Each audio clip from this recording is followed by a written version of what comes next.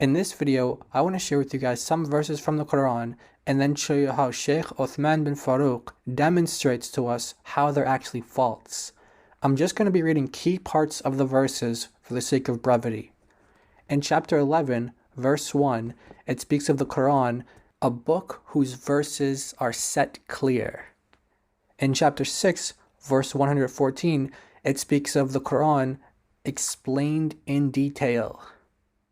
In chapter 16, verse 89, it speaks of the Quran making clear everything. In chapter 41, verse 3, it speaks of the verses in the Quran being explained in detail. In chapter 12, verse 111, it speaks of the Quran being a detailed explanation of everything. Now, keeping those passages in mind, listen close to the segment of this debate between Sheikh Uthman bin Farooq and someone taking the Quran-only position.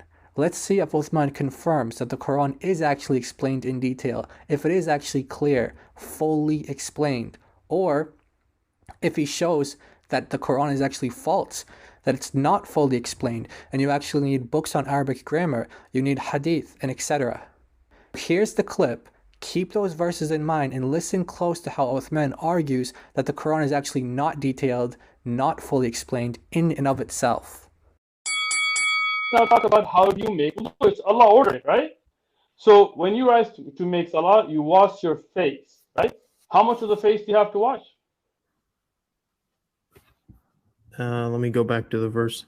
Go ahead. Yeah, it doesn't specify here. So what do? I don't really see that's the thing. I don't think you don't. No, I do. I just wash my face. I don't measure how much. How do you wash your face? No, I mean, do you wash the whole face? You just splash water on your nose? I mean, the face is. You could just put water right here. That's kind of. You just do whatever you want. Yeah, it's not specified in the Quran, so. Well, so this is interesting, right? Because the order is in the Quran, but you're taking your own idea how to do it instead of taking how the Prophet ﷺ taught us. Now, who would understand the Quran better, you or the Prophet that it was revealed to? Because the Prophet ﷺ specified how to wash, right? Many ahadith on it, but since you don't believe in them, now you're making up your own way. You're saying you can do anyway. Now, for example, when you wipe your head, how much do you have to wipe? Because the Quran birusikum in the Quran, what does that mean? What does the ba mean? Is it for tab'id? I don't speak Arabic, so. Bro, it's not about Arabic. It's about understanding the ayah of Quran. What does it mean to wipe the head? Birusikum ba here. I mean, if you don't, how much of the head do you have to wipe? It just says wipe your heads. Well, what does that mean? So this is my head. It means to wash water on your. If I go like this, is that enough? Yeah, because I don't think God's gonna punish you for missing an inch of surface area. This is where your ignorance comes out, right? Because you don't. No. Wait, Hold on. No. Forget respect. Listen to me. When we're talking about the Quran, you can't play with it. It's not something for you to go and take shots at, right? As those of you, as Brother Muhammad, I'm sure, since he's been in Egypt, and other brothers, Mansour and them, who studied Arabic, I don't know about other brothers how much, you understand there is a ba, right? If you have to understand the Quran, inna anzalnahu Qur'anan Arabiyya, Allah sent the Quran with a very specific language, and you haven't even taken the time to study the language of the Quran, and you're here trying to argue against whether you need hadith or not. When you look at ba, it as a Saybawayh another said, it cannot come for tabi'id, it cannot come here in the Quran for a part of the head, right? So now Allah specified in the Quran, and it was explained through the authentic ahadith of the Prophet sallallahu alaihi wasallam, right? But here, instead so I have to speak Arabic. Hold on, is that what you're saying? Let me finish.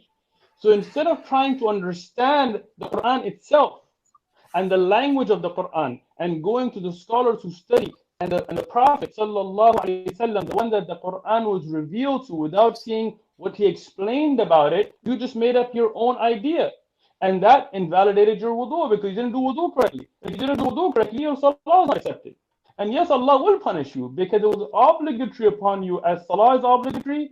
Those that are the aspects of salah, like wudu, is obligatory upon you to learn. So, Ben Sham, Yahudi, why don't you go and learn the Quran before you go and debate in things. Learn from a I did, scholar. but when you're washing your head, right? Yeah, you're not wash always your doing head. it. Wait, hold on. You don't wash your head. Wipe you it, wipe over your yeah. head. There's a difference between ghasl wal masah. When you wipe your head, you're not doing it in the same exact path every single time. So yes, it doesn't actually matter. You're wrong. When you wipe your head, you have to wipe your head in the way the Quran has ordained, and this is explained to the Arabic language and then to the Sunnah, the authentic way of the Prophet sallallahu alaihi wasallam. In chapter 12, verse 111, it speaks of the Quran being a detailed explanation of everything. And this is explained to the Arabic language and then to the Sunnah, the authentic way of the Prophet sallallahu alaihi wasallam.